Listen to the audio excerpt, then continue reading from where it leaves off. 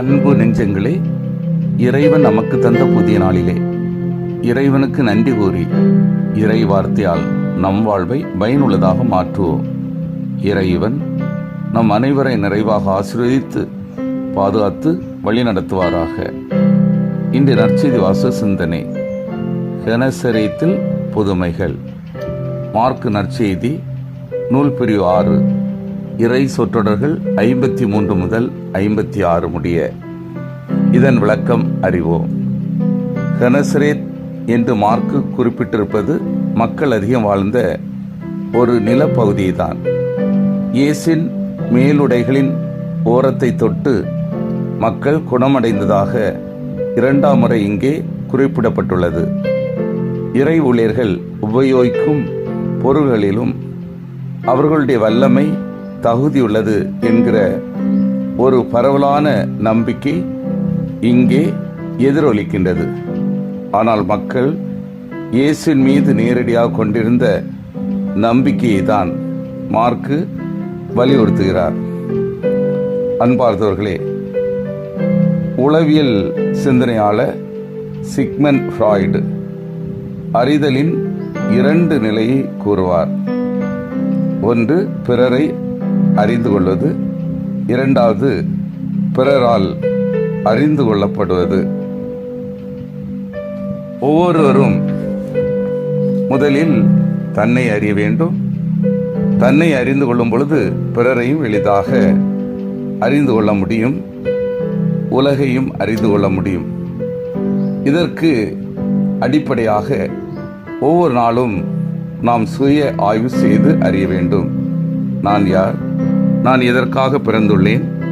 எனது லட்சியம் என்ன? எனது கடந்த கால அனுபவங்கள் என்ன? நிகழ்காலத்தில் எதை சிறப்பாக செய்கிறேன்? வருங்காலத்தில் எதை நோக்கி செல்ல விரும்புகிறேன்? இத்தகைய கேள்விகளுக்கு விடைகளை கண்டு ஆன்மீக வழிகாட்டியுடன் பகிர்ந்து சரியான பாதையில் பயணிக்க வேண்டும்.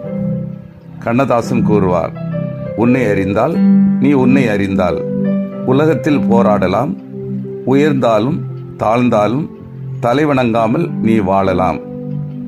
சாக்ரட்டிஸ் கூறுவார், வெற்றி என்னும் பரிசை அடைவதற்கு முன் உன்னை நீ முழுவதும் அறிய வேண்டும். கீதையில் கண்ணன் குறிப்பிடுவார், உன்னை அறிந்தால் என்னை அடைவாய். அன்பார்ந்தவர்களே, இன்றைய நற்செய்தி வாசகத்தில் மக்கள் கெனசரேத்தில் வாழ்ந்தவர்கள் தங்களுடைய நோயை பற்றி அறிந்திருந்தார்கள், தங்களது வாழ்வை பற்றி அறிந்திருந்தார்கள். அதே நேரத்தில் எல்லாவற்றுக்கும் மேலாக இயேசுவின் வல்லமையை அறிந்திருந்தார்கள். இந்த அறிதல் தான் அவரிடம் செல்வதற்கு ஆர்வத்தை கொடுக்கிறது. இயேசுவின் குணம் அளிக்கின்ற வல்லமை அவர்கள் உள்ளத்தை தொட்டிருந்தது. அவரது கனிவும் இரக்கமும் மக்களை கவர்ந்தது. அவர் மீது அவர்கள் கொண்டிருந்த நம்பிக்கை அவரை தொட தூண்டியது. நமது வாழ்விலே நம்மிடம் பிறர் நெருங்கி வரும் அளவிற்கு நமது செயல்கள் பலருக்கு பயன் பெற வேண்டும், பொது நலனுக்காக தியாகத்தோடு பணிபுரிய வேண்டும். பல நேரங்களில் நாம் ஆலயத்திற்கு கடவுளிடமிருந்து பெற்றுக்கொள்ளத்தான் வருகிறோம். கடவுளுக்கு நன்றி செலுத்த, கடவுள் பெயரால் பணி செய்பவர்களுக்கு உதவ தயாராக இல்லை. புனித மரிய வியானி கூறுகிறார், கடவுளை விட சக்தி வாய்ந்த மனிதனை எனக்கு தெரியும். அவன்தான் ஜெபிக்க தெரிந்த மனிதன். கடவுள் முடியாது என்று சொன்னாலும் ஜெபிக்கும் மனிதன் தன் ஜெபத்தினால் கடவுளை முடியும் என்று செய்ய வைக்கிறான்.